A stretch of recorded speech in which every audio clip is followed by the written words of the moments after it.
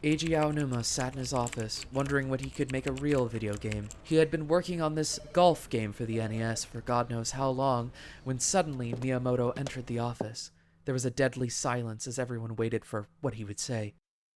"I want you to work on the Zelda team as lead designer, Aonuma-san." Finally, his big break, and on Zelda no less, the most iconic game series ever devised by mankind. With stars in his eyes, Aonuma began working on Ocarina of Time, a game that would forever change the landscape of games as we know it. Finally, he could look his father in the eyes and say, "Are you proud of me, Oto-san?" Aonuma quickly began work on his next project, Majora's Mask. Quickly began working on his next project, The Wind Waker. The people revolted. Those American dogs didn't like the art style. They thought it was for babies. Well, he'd show them. Aonuma-san would make the game so good, it would surpass Ocarina of Time. A game that was open, with a world that was open. That's when Miyamoto came barging into the office with a dark energy. "Aonuma-san," he said solemnly, "the GameCube isn't doing well. Wind Waker needs to be out by the end of the year." Aonuma held his head in his hands. His dream of making the perfect Zelda was thwarted. No matter.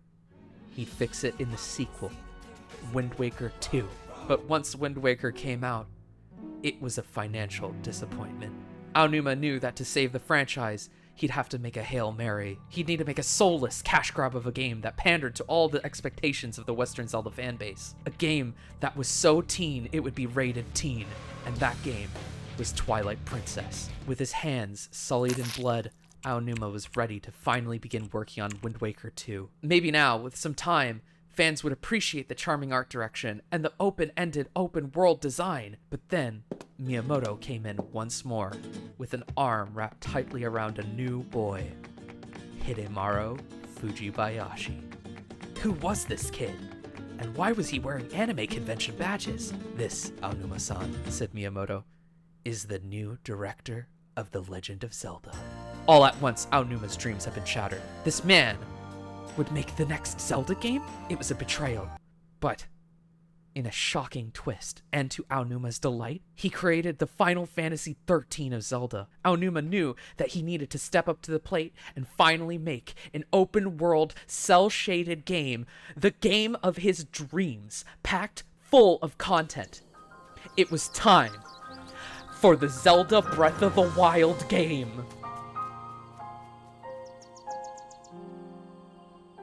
Aonuma felt like he could look his father in the eye once again.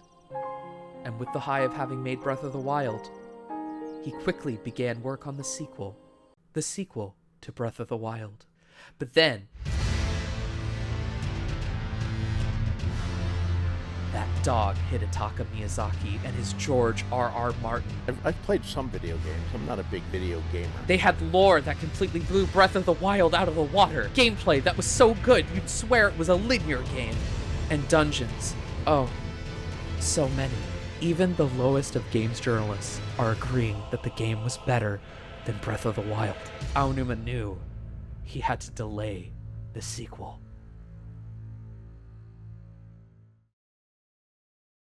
Okay, I'm gonna be real with you.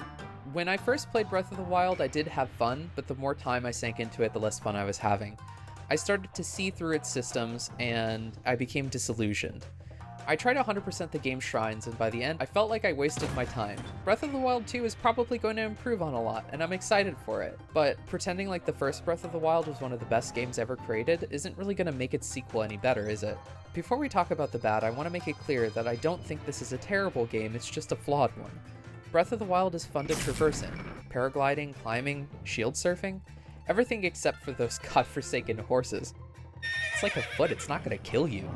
Breath of the Wild did have some genuine innovations. Basically, the thing Breath of the Wild did was make a puzzle-based open world, which is, I think, a first. It integrated physics elements in a way that we haven't really seen to this extent. It took a lot of that long-winded bullshit in previous Zeldas, and really did bring it back to how it was done in the old school. Ocarina of Time may be getting an upturned nose from Aaron Hansen for quote-unquote filler, but it takes like 10 minutes to get to a dungeon. Twilight Princess, that shit was like 4 hours. Skyward Sword, that was like, I don't know, a long time. It's nice to see a return to brevity being valued, but I've played Morrowind, and I've played Fallout New Vegas, and I've played Elden Ring now, and I've seen what good open worlds look like. Breath of the Wild is not really a good open world. It gets a lot of the ingredients right, it's just it doesn't come together in a way that's very satisfying. Typical open world games reward the player with strengthening their character based on how they want to play. You get to create a build for your character, and that's not the case in Breath of the Wild. There's only one build, which is Twink.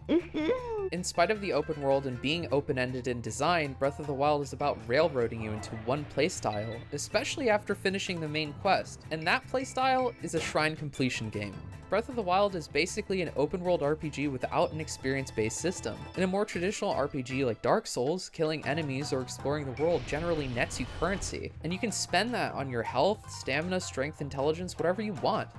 Fallout and Skyrim work in the exact same way, but are fundamentally geared towards different tasks like hacking, stealth, or crafting in addition to combat. These games allow you to progress your character in a variety of different ways during the gameplay loop. No matter what you're doing, as long as you're engaging with it, you're getting stronger. So when you do get to the final boss or the last challenge, it's not going to be insurmountable. Breath of the Wild doesn't work that way.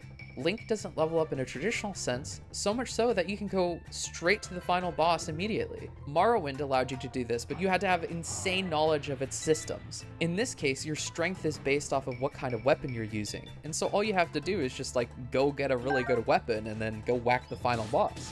Link doesn't level up his strength. However, the kinds of weapons dropped by enemies and found in chests naturally update over time. It's like Oblivion. Link doesn't level up, but the world levels up. So by just waiting around a while, the world naturally levels up. That's not something that the player can really control. The equipment-based system is totally out of your hands. So what can you do to actually progress Link as a character? You don't purchase levels with currency like in Souls, and you don't level up by playing the way you like in a Bethesda RPG. Breath of the Wild instead lets you level up through hyper-specific means. To increase your stamina and health, you can only do that at shrines. To expand the amount of weapons you can hold, Korok seed hunting is the only way. To get any kind of additional abilities, you must complete the Divine Beasts, which are glorified shrines. And those abilities are hecka broken, I'm just gonna say that outright. Yes, there is one side quest that expands your abilities somewhat, but I'd argue that if you don't have fun just for the sake of having fun in this game's world, the game isn't well designed. I'm a player who doesn't like messing around for the sake of messing around. Sure, I could wait around for some thunderstorm to happen and then throw my weapon at an enemy and fail 80% of the time doing that, but that 20%, wow, I just inflicted a lot of damage. That's a lot of damage! Or, I could just go up to it and smack it with my sword. A lot of people are gonna like this game no matter what, just because of its physics-based sandbox systems. So it's important to cater to the other side of gamers as well, and I think you can appeal to both types. I like to feel like whatever I'm doing in the game is helping me take out bigger and bigger obstacles until I see the end credits. Breath of the Wild was marketed as a go anywhere, do anything kind of game, but when I play a mini game or do side quests, 90% of the time I don't get a proper reward. And without proper rewards, there's no sense of character progression. While there are exceptions, the vast majority of side quests and minigames will reward you with rupees. Go out and take a picture of a stall horse. You'll get 100. Go do the chicken minigame from Ocarina of Time, and you get rupees instead of a bottle. The world tends to reward the player for doing anything outside of shrines and Korok seeds with rupees. A lot of the side quests and minigames are fun to play inherently, but the terrible rewards leave a bitter taste in my mouth and actively discourage me from doing some of the more tedious ones. I avoided doing Terrytown because it involved grinding hundreds of pieces of wood. I figured, I'm probably going to get rewarded with a rupee or something by the end, because the game would usually do that. If not for the fan buzz around this quest and its storyline, I would have avoided it entirely. And guess what? It still wasn't worth it. I'm gonna just be real with you, Terrytown's kind of overrated. Side quests are usually a highlight of Zelda games for me, but Breath of the Wild discourages engaging with them because the rewards are so bad. You want me to spend 10 minutes, an hour mastering a paragliding minigame, and then I just get rupees by the end? In previous Zelda games, you get tangible upgrades for your gear, or entirely new gear altogether. Rupees don't function well as a reward in the game, since there's almost nothing to buy here that could progress my character. If I'm lucky, I'll be able to purchase a suit of armor, since those don't break, but there's only 16 to find in the base game, and they mostly just act as unitaskers instead of legitimate improvements over the previous set you'll find. Dark Souls 3 has 90 sets of armor, Elden Ring has 130 sets.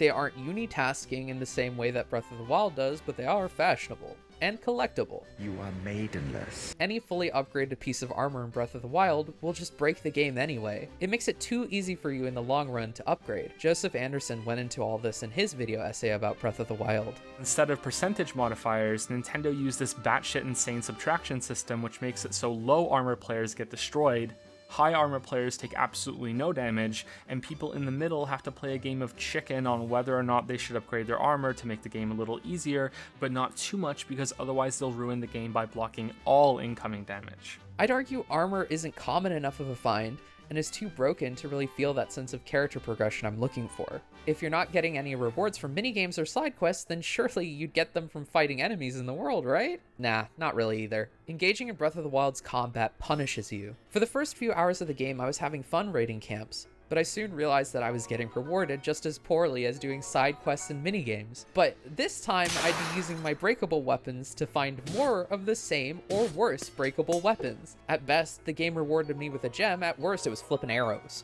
And it's not like I want to use the gems because of the broken armor system. If Breath of the Wild was more of a traditional RPG, then engaging with its enemies would be encouraged inherently. Fighting would mean getting stronger or using better weapons. Metal Gear Solid 5, a very comparable game for a number of reasons, had the same camp-based structure of its open world as Breath of the Wild, but kidnapping soldiers with stealth actively helped me grow Mother Base. It got me to create more gear to make things easier for me and have more fun in the long run, aka character progression. Why should I engage with any of these camps if I just lose more than I gain? Breath of the Wild doesn't reward the player well enough, and so it makes the game's open world function as a massive hub to complete shrines and find Korok seeds. It's an open-ended, open world game that wants me to play however I want, but there's only really one play style the game actively encourages. That's playing it as a puzzle game. Why should I fight the same bokoblins and Lizalfos I've seen for the last several hours when the game's gonna just give me the gear I need regardless? The world will level up with or without me. The only thing I can do is gather Korok seeds and spirit orbs. In previous Zelda games, dungeons would be put in front of the player to complete. They'd consist of a combination of traps, mandatory combat scenarios you had to beat, and puzzles with one or two solutions. Breath of the Wild shrines are often only one of these elements at a time instead of a fusion, and in most, there aren't any traps at all. Very infrequently will the game ask you to actually beat one of its copy-pasted robots to proceed. Along with the samey atmosphere, this leads to a huge disconnect gameplay-wise. I walk across the open world, I look for a shrine, and I spend a whole lot of time gliding over a whole lot of the same content I've been staring at for several hours. Finally, my radar goes off, I find a shrine, it's a test of strength, I spend 10 more minutes searching for another, and I find one with a puzzle, and repeat. At least beating a portal test chamber spat me out into the next level and didn't waste my time. Since the open world's reward system is so bad and the content is so repetitive, there's less than 20 minigames in this open world. It's not making up for the downtime in between shrines. It's like if I was playing a temple from Ocarina of Time, and I had like a 10-minute loading screen between each room. Before release, I was hoping the shrines would have that signature Zelda blend of content, but they're so segmented. Even when you do find a shrine, a lot of these puzzles are really poorly designed. There are half a dozen solutions to solve almost all of them thanks to the physics integration, and all of them are kind of easy. Take for example the shrine where you stack blocks. Sure, it's early on, but a lot of them are about this level of easiness. You could slap some Octorok balloons on a block, or you could just stack them and climb up to the top. No matter which way you approach it, both don't require you to think very hard. I know the game's for kids, but kids are smarter than you think they are, Nintendo. Anytime I ran across something that was particularly difficult, it wasn't so much that it was actually hard and more that it broke its own rules. For instance, Shivanir and Shivanath. Every shrine up until these teach you that you can solve it based on what's in the shrine itself. They're all self-contained. In my first playthrough, I didn't even know there was another shrine, and spent a good 20-30 minutes just wandering around trying to figure out how to solve the dang thing without realizing that I had to leave and go out and find another shrine altogether to get the solution. Don't get me wrong, when the shrines are good, they're great, and the best ones are integrated into the open world. The reason why everyone likes Eventide Isle is because it's getting you to engage with all its systems. Combat and stealth are a must, and that's not the case in other shrines. There's traps to avoid. Also not the case in most shrines, and puzzles here are clever. It's not telegraphing that I'll need ice by putting water randomly into a portal test chamber. No, Eventide is just near an ocean and expecting me to intuit that I'll need to use my sick ice powers. This is what Breath of the Wild needed more of, because Eventide is one of the only examples of this sort of design in the whole game. Okay, so shrines are a mixed bag. Well, what about divine beasts? They are kinda bad. Divine beasts comprise non-linear giant rooms where you solve 5 or so puzzles without any real combat encounters until there's a boss.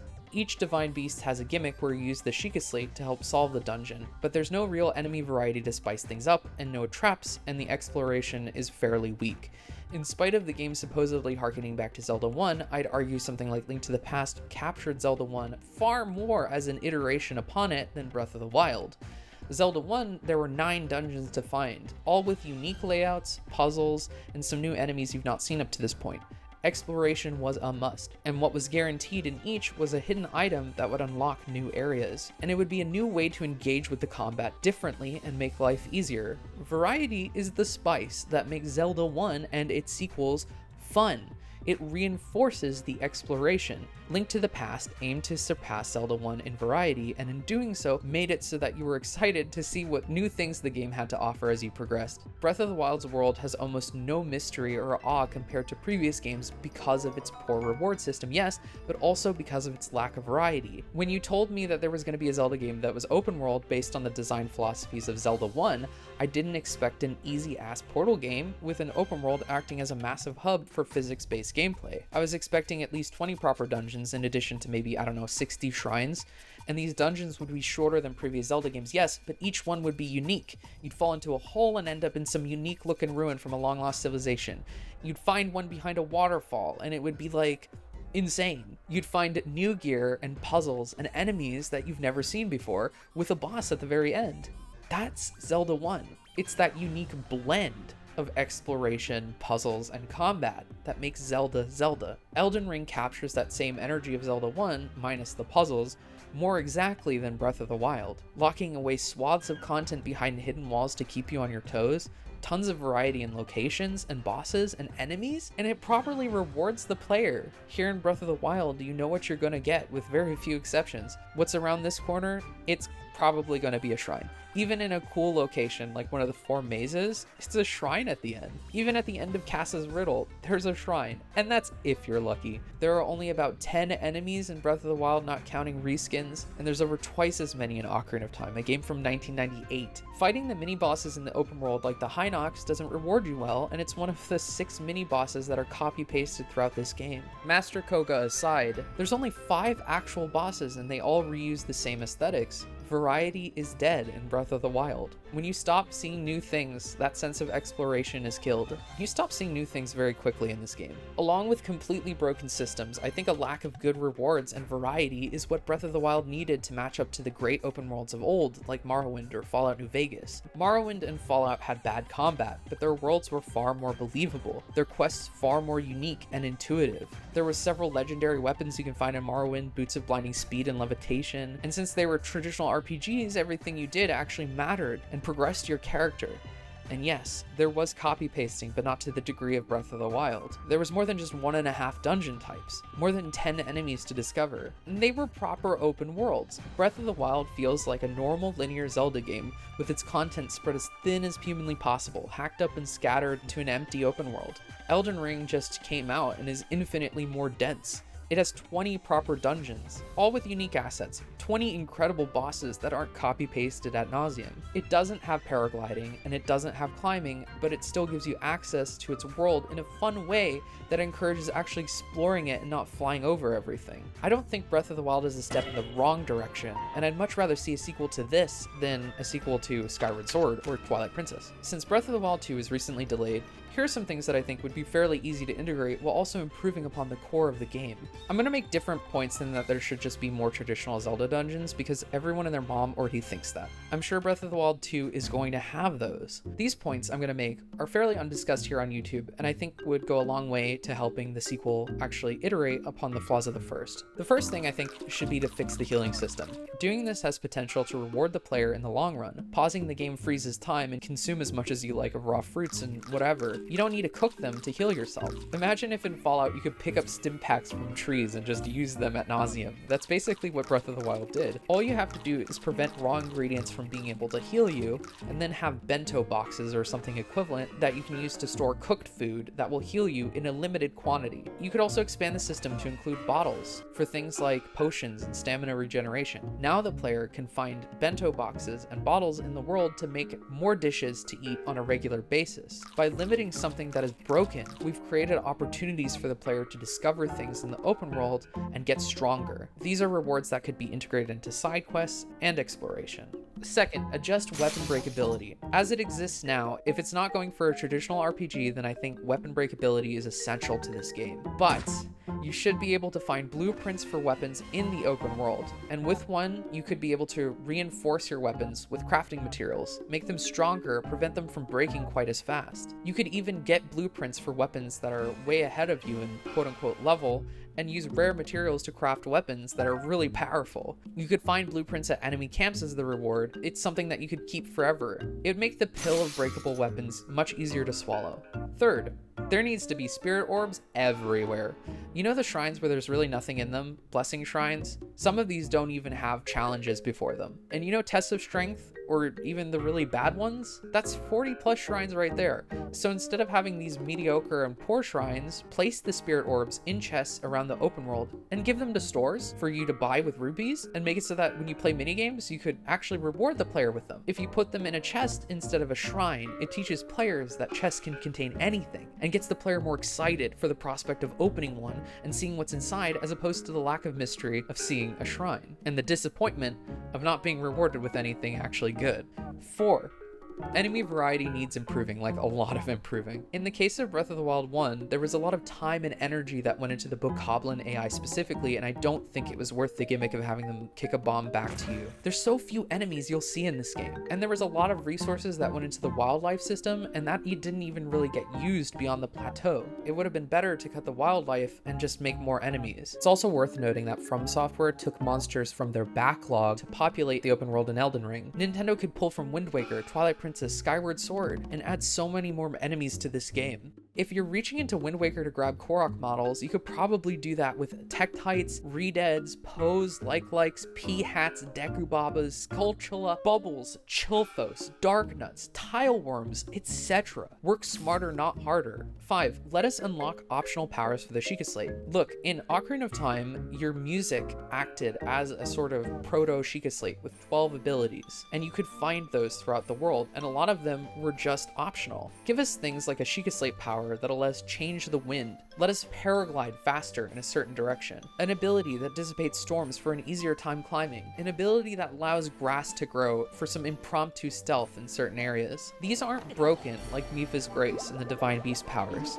These are just conditions the world already has programmed into the game, and if you give us those abilities and make them discoverable, it would be a great reward for minimal effort. 6. Okay, I'm gonna just assume that they're bringing back shrines in some form in the sequel. If they do, I highly recommend building them into the open world instead of going to a disconnected area to solve the puzzle. As mentioned before, Eventide was so good in part because of this. Not only did it avoid the samey atmosphere of the shrines, but it encouraged combat and puzzles that were made better by finding natural ways to engage with the physics system. The Spiral Isle and the Dark Area were also great examples of shrines that integrated the world itself into them. If I stumble across a Zonai ruin, I'd rather much have a shrine puzzle be in the ruin than in a disconnected shrine portal test chamber that is in its own dimension. If you do have portal-like shrines, I'd also like to see way more combat variety and exploration, more keys to find to progress. Have me kill more stuff to open doors, and don't just put in the same copy-pasted robots. Overworld enemies or exclusive enemies would be fine too.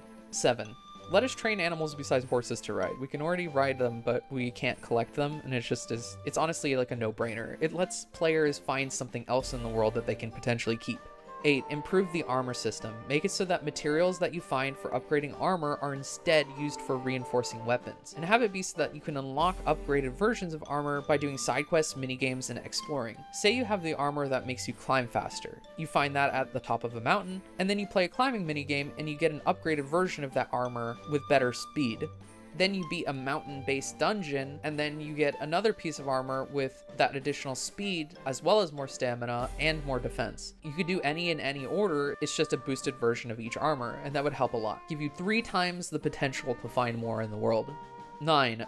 Give us a post-game boss. Make it so that when you 100% shrines and obtain the memories, you unlock a harder version of the final boss with a different moveset to match your abilities that you've earned through completing the shrines. And give us that secret final cutscene after that. I'd easily exchange the Tunic of the Wild for this. And 10. If you have the resources, let us play through memories. Show, don't tell the story. Let us actually experience hanging out with these characters in little levels that Link remembers. That would also allow you to linearly set up gameplay challenges. Breath of the Wild 2 has a lot of room for improvement. Here's hoping that Nintendo is more critical of themselves than their fan bases. This has been GoCheesus. I hope you've enjoyed the video. I'm going to expand beyond just doing anime videos. Might do some stuff on Western movies and TV shows. I will still be doing anime, just not to the extent that I used to. If you want to hear me talk about Evangelion and breaking down each episode, I have a podcast out called 2 Gays 1 Episode, so check that out. Links in the description. Okay, bye!